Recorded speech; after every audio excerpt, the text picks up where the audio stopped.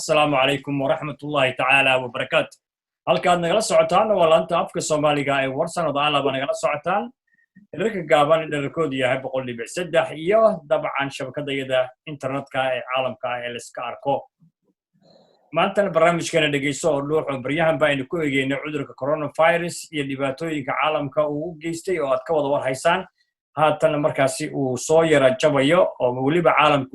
wali taagan yahay ayaan waxaan khadka telefonka maanta marti igu ah injineer Aidid Ismaaciil Jaamac oo isagu ka mid ah ciyaartoydii hore ee dalkeena hooyo Soomaaliya kooxdii madbacadda qaranka dad badan oo dagaaladii sokeeyay kadib 30 sano kadib dad badan baan garanayn laakiin dadkii hore way yaqaanaan in kooxda madbacadda qaranka ee Serie wadankeena injineer Aidid Ismaaciil Jamaica ku soo dhawow laanta afka Soomaaliga ee warsan dalka Finland ما شاء الله aad baad u mahadsantahay walaal qaaliya waa salaamaya adiga iyo TV-ga wanaagsan aad iga wareysanaysaan intiina waxaan leeyahay cid mubarak maadaama cidii ay mataqaana 30 sano 30 bari aan soo soomanayn ciidiina wali aynu ku guda jirno laakiin maalinta saddexaad ama afraad ay marayso alxamdulillah ilaahay hadduu nimcadan ugu gaarsiiyey inta inaga dhimatay cudurkan uu haleelayna ilaahay naxariistana ka waraabiyo inta xanuunsanna ilaahay caafimaad ha siiyo intayna caafimaadka qabatana waxaan oranayaa caafimaadka laga fikiro aad iyo aad injineer sida aan la socono oo caalamka oo dhan laga wada war hayo xaaladdan coronavirus markuu caalamka ku soo kordhay adna waxaad caalamka ku soo kordhisay iyo dadka Soomaaliyeedba walaal ila orod arinta maxaa kugu dhaliyay sideese aad maanta dareemaysaa alxamdulillah rabbil caalamiin aad baad u mahadsantahay walaal dadka horta aan garanay asbaro magacayga waxa la yiraahdaa aniga injineer Aidid Ismaaciil Aadan ku magac dheer Jamaica naadiga madbacadda qaranka Soomaaliya degan magaalada Maalmo alifay barnaamijka la yiraahdo walaalilood ee dunida daafiisa qabso maanta meel walba maraya adduunka ilaa Soomaaliya ha noqoto Africa Asia Europe iyo North America alxamdulillah ilaahay waa nagu guuleeyay waxa ay u dhaliyay barnaamijka meesha taagan كاميرا الفيديو وعلى بارت بدل بياس الله waxa way waa 8 boqol oo square oo maxaa la oo meter oo lagu ordo dhinaca kalena waa 8 boqol marka afar meel oo 8 boqol laba waxa ugu dhaliyo xataa meeshan ku ordi jiray hadda picture markii ku qorto dadka waxa way waxa ordaya waa dad u dhashay wadanka iyo dad ajaanib oo yar oo kooban waxa ka waay wax Soomaaliya meesha muddo ku ordayay magaalada waqti badan baa deganahay cid Soomaaliya ku ordaa way aniga kaliya wax ku ordi jirnay saaxiibkay Galgaduud oo horseed ahaa ciyaartoydii hore horseed iyo naadiga qaranka naadiga ciidamada askarta isla markaana qaranka soo ayaan Saciid baan maalmaha ka mid ah weydiin ku yiri Saciid meeshan aan ku ordinin cid Soomaaliya wali ma ku aragtay meeyay كل برنامج واحد دنيا dadka Soomaalida COVID-19 waa ka bilaabay guriyaha hal la galaalay waana intaan wadamada badankooda shutdown laga dhigay waxaan ku leeyahay barnaamijkan u soo jeedinaya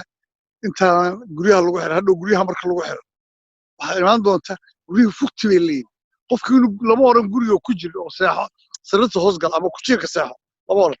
waxa loo geliyaa qofkii inuu soo baxo dibadda training sameeyo jimicsado hadda shalay aad baan ugu farxay waxaan arkay guddiga u qaabilsanaa caafimaadka Sweden oo leh dadka oo weyn xitaa dadkoodu waa la kulmi karaan laakiin waxa ay ku booranina inaad aad u jimicsataa ayuu dhahay intaas Soomaalida la wadaagi jiray oo oran jiray soo kaca jirkiinu wuxuu helayaa caafimaad jirkiinu wuxuu helayaa difaac aad u badan oo cudur kasto yimaado covid-ka kaliya leh kuwa kale oo iman doona iska difaaci doona jirkiinu ma kadib maskaxdiina xitaa fiicnaanaysa maskaxdiina fiyogaanaysa waxa la helayaa jir caafimaad qaba maskax caafimaad qabta iyo deegaan caafimaad qaban dhig xataa waxaan gaarsiinay ilaa iyo wadankii macnaha Soomaaliya waxa laga soo cararay Hargeysa Boorame Lascaanood Buucame Garowe Dhuusamareeb Muqdisho Kismaayo Janaale Qoryooley inta waa laga cararay wadankii marka waxaad arkaysaa dadkii in barnaamijku uu gaaray oo ay baraarugeen oo ay ogaadeen cidina u sheegay dadka Soomaaliyeed dad fiican laakiin waxa u baahan yihiin cid wax u sheegta information wanaagsan siisa waxaan gaarsiin u sheegay in jirkoodu caafimaad doono kadib maskaxdooda si wanaagsan u fikiri doonto 20 years soo socda xataa inay ka sii fikiri doonaan kadib la heli doono deegaan caafimaad qaba oo deegaankii haddii jirkii uu caafimaad qabo maskaxdii caafimaaddo deegaankii laftigiisa caafimaad buu helaya waa intaa waxaa igu dhaliyay walaal inaan la wadaago soomaalida aad iyo aad jamaica sida aan la soconno waxaad tahay nin caan ah oo dalka soomaaliya si wanaagsan loo yaqaano barsimaadkiina dhalinyaro fara badan ay kugu dayin jirtay si aad kubadda u ciyaar jirtay iyo ciyaar wanaagaagii inta dambe ee aanan ku aqoon bal markii aad barnaamijkan bilowday xiriirka ummadda kula sameeyeen bal iyana balna la wadaag macnaha barnaamijkan markaan bilaabay dunidii daafiisan geeyey dadku aad bay u qaateen way soo dhoweeyeen waxaan ka bilaabay inaan gaarsiiyey stockholm aniga siciid oo weliba isgarab siinana siciid galguduud stockholm baan gaarsiinay way nala qaateen nimankii stockholm aad bay ugu mahadsanyiin norway finland oo aad joogto degantahay oo adiga arka waa laga cararay oo waa nala qaateen ingiriiska north america oo toronto oo hadda iyadoo guddoomiye faris u doorteen macnaha turkiya denmark oo cabdiwahaab iyo nuurgaab iyo xogodayaala gabadh dhakhtaradoo ka soo cararta magaalo denmark u jirta maxalla copenhagen u jirta 2 saacadood dakhara liliya oo qabqaabihii ugu weynaa ahaa waxaa laga cararay istanbul waxaa laga cararay dayax liliya wuxuu ka cararay meesha la yidhahdo switzerland oo serisidii madbacadda ahaan jiray marka magaca meel weyn buu ka ciyaaray macnaha magaca ismaaciil jamaica rol weyn ayuu dadweynihii u sameeyey macnaha waxa qofkii markuu maqlo hebel baa waxaa loo sameeyey qofkuna uu yahay qof wanaag iyo ka shaqayn jiray markiisii horeba soomaalidana magaca ku lahaa bulshadiisa jecel bulshadiisu inay wanaagsanaato labada iskhilaafta jecel inuu macnaha by telephone ama si kale uu ku heshiisiiyo wanaag intaa ka shaqayn jiray in dadku wanaagsanaadaan marka bulshadii markii fikirkan ay arkeen aad bay u soo dhoweeyeen waayo markaan xanaf lahayn oo mataqaanaa shaarkaagu nadiif yahay magacna aad leedahay way ka sii qurux badan tahay wax walbood keento aad iyo aad saasaasi marka maya jamaica waa sax waa saas waan kula qabaa waana fahamsanahay halkan waddanka finland axmed cabdulaahi emed oo aad taqaanid ayaa isaguna ahaa hormoodka kooxdii dalkan finland iyaguna maalin walba orodka ka sameynaya maalin ka dambaysana waxay ku bilaabeen 3 qof maalin ka garoonka ilaa markii dambe garoonkii buuxsamay laakiin waxaan ka wadaa dad aadan hore u aqoonin oo kula soo xiriiray oo barnaamijkaagaan la dhacay oo dadkii hore ku yaqaanay mooyaane dadka dambaan sheegaya ma jirtaa way badan yihiin ciiddaasay ka badan yihiin waxa weeye magacayga markay maqleen isla markaa taariikhdeydana ay maqleen isla markay arkeen barnaamijkan dad waxaan arkay aad ugu faraxsan waxaan arkay dad isla markii macnaha u geli kari waayey muddo ka hor ay hadda isticmaalayaan dib u isticmaalayaan laakiin waxaa arkaysaa inay lumiyeen macnaha weyd badan inay luusgareeyeen oo ay dhimeen waa ilaahay mahadi dad waxaan arkay igu soo hambeleeyey 30 sano qof ay iswaayeen oo walaalahaayeen oo ceeshooda cuni jireen si dib u soo xusuustaan erayga dad baa soo wacay oo weydiiyey dhalinyaro badan iyo gabdho badan oo aan garanayn macnaha ayaa hadda maqlay oo ku farxay iyo barnaamijkii quruxda marka waxay isku qiyaaseen waqtigaa nin magacaa lahaa oo hadda barnaamijka haddana ii keenay macnaha caqliga wanaagsan ii keenay waa qofka soomaaliga ama qof kastoo adduunka jira soomaalida waxaa ku boorinaya weliba oran lahay dadka dhalinyarada cusub jiilalka cusub ee soo baxaya in macnaha waxaan ugu talagalay barnaamijka ma aha mid magacayga keliya ku haysanayo waa mid aan ugu talagalay qof kastoo soomaaliya gurigu ka soo baxay inuu isagu wakiilka yahay oo isaga barnaamijkan walaalyarood isaga uu mas-uulka yahay maaha waxaan oranaya anaa sameeyo gacantan ku haysanaya maaha waa mid soomaali oo dhan aan dhex dhigay fikirkii caqliga anigu iga yimi maxay waxaa leedahay dhaqankii hore soomaalida anaa xukumaya ayaa wax ka bedelaya ma jirtaba maadaama maskaxdeeda ka soo maaxatay adduunkiina aan gaarsiin hadda maanta waad aragtaa uma baahna in la wado uma baahna inaan qof waco hadda isagaa is wada bahalkan waxaan aad ugu hambalyaynaya dumarka soomaaliyeed oo weliba aad u soo batay oo isboortiga aad macnaha aan ugu wanaagsanaan jirin ayaa maanta soo baxay dadka ugu badan ee ordo waa iyaga ragga way ku 3 jibaarmaya aad baan ugu boorinaya marka waxa weeye fikirka caqliga wanaagsanay maaha mid aniga keliya igu jiray ama mid anigu aan meel ka maamulay xitaa maaha waa mid qof kasta oo shaksi kasta oo magaca esta wata ee Soomaaliya uu mas'uul ka yahay dhanka kale waxaa aad lagugu yaqaanay intii dambe qurba joogta isboortigooda oo inta badan haysta inaad garwadeen u ahayd oo mar walba labadii kasta ee isqabta aad heshiisin jirtay marka wanaagaagii haddana qaybta saddexaad baad ku kordhisay maasha allah aad iyo aad iyo aad waxa weeye dadku Soomaalida waxay ku maamaahi jirtay waarimay sida warakaha dhalinyaro badan baa weydiisay waxay weydiiyey VOA-da waxay weydiiyeen maxaad magacan walaal muxuu ahaa walaal marka qofku walaal waa iska oran karta waa adiga arkay 30 sano qurbaha in dadkii joogay ama wadankii ha noqoto qof walaal ku oranaya waa yarta maba jirtaba aniga 30 sano ka hor baa ugu dambeysay in la xusuusto anigu waxaan ku keenay waxaan soo xusuustay yaraanteedii markaan yaraa iskuulka dugsiga hoose aan dhigan jiray aniga iyo saaxiibadayda isla soconna markaan isa soo raacno guriga ugu soo horreeya ama kaayaga ha noqdo ama kooda ha noqdo yaa gacanta bariiska la wada gashan jiray cashadana koodaasaa la tigaya oo laga wada cashaynaya marka waxaad arkaysaa qiimihii walaaltinimadu ay lahayd ayaan barnaamijkan aan ku rakibay oon u sameeyey in dadku walaal yihiin dadku ehel yihiin dadku qaraabo yihiin ay ka wanaagsan tahay meelihii social media laysku cayn jiray muddo badan weligaan ugu life ma soo gelin waxay ugu kalifay barnaamijkan waxay ahayd inaan u heliyo qofka Soomaaliya ee uu cararo si jirkiisu caafimaad u helo maskaxdiisu u caafimaad maskaxda caafimaadkan ku sheegay waxa weeye in laga fogaado aflagaadadii muddo 30 sano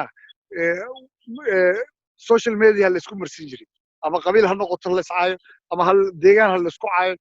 ama laba dhinac kale isku caaya waa example waxaan ku soo qaataa magaalada aan deganahay Malmo ninkii Swedishka laga yaabo Stockholm deganay Swedishka inuu caayo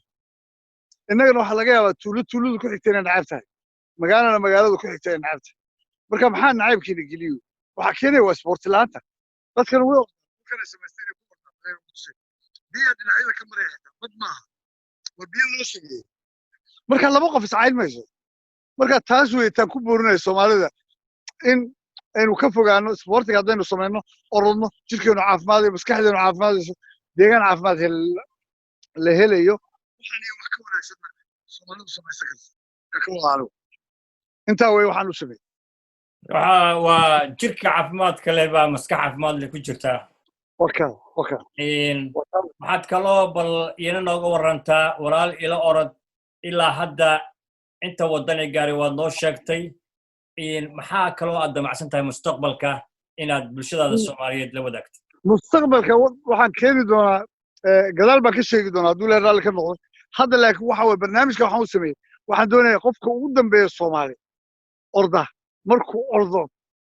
oo la helo Soomaali aan iscaynayn oo isaflagaadaynayn oo deegaan aan isku caynayn oo social mediahan adduunka loo samaystay wax lagu kala faa'iideysto la isku caynayn markaas ayaa barnaamijkayga cusub insha Allah Soomaalida aan ku soo kordhin doonaa hadduu ilaahay raalli ka noqdo marka hore waxaan rabaa inay dawoobaan caafimaad helaan jirkooda caafimaado maskaxdooda caafimaado kadib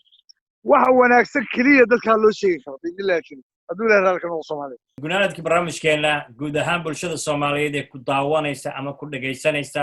mid iyo labo gudo iyo dibadba maxaad odhan lahayd waxaan odhan lahaa ha u fikirina adduunka waa laga gudbay waxaa la maraya 2020 in aad ogaato inay jirto aakhiro wax lagu maaha qofka Soomaaligu wuxuu aaminsan yahay anigu muslim baan ahay laakiin muslimnimadiisu adduunku bay ku eg tahay marka waxay macnaha marmar baan idhahdaa war Soomaalida maysan ogeyn in aakhiro jirto waa kuwan muslimnimada sheegtay ha u sii shaqaysta waa guriga saxda loo goglanayo waa ka aakhiro aniga weerahan iga soo baxay waxaan iga soo baxay fikradan iga soo baxay oo wax wanaagsan oo wax iyaga aan ugu tagay bari waxa weeye wanaag baa sii hormarsanaya macnaha qofkii inuu aakhiradiisu u sii shaqaysto not guryahan macnaha fadhigan wanaagsan iyo baabuur wanaagsan inaad soo galayso yay u haystaan maaha qofka muslimka waa inuu ogaadaa markuu qofka dhinto may Soomaalida tacsidoodu badan tahay marka anigu waxaan ku boorin lahaa dhila war aakhiradiina u shaqaysta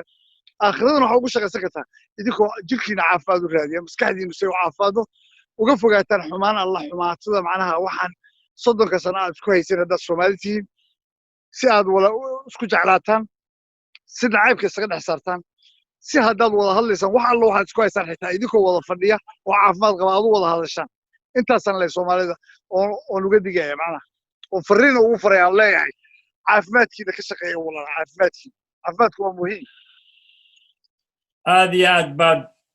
injineer Ismaaciil Jamaica waa kaaga mahad celinayaa Jamaica barnaamijkan aad maanta igala qayb gashay mar kalena iyo mar saddexaad waxaan ku leeyahay aad iyo aad baad umahadsan tahay walaal adaa mudan aad baan kuu salaamayaa bulshada Finland waa salaamayaa waxaa barnaamijka aan ka hilmaamo weliba kale nin aad u orday weliba oo de barnaamijyo badan wada ninka la yidhaahdo Dajir Caalin laftigiisa oo magaciisa oo meesha ku jiro marka waxaan leeyahay intii dhimatay reer Finland waa arkay tacsidaada idinku badnayd galgaduud baan arkay xitaa ilaahay u naxariisto naxariistiisa Allah ka waraabiyo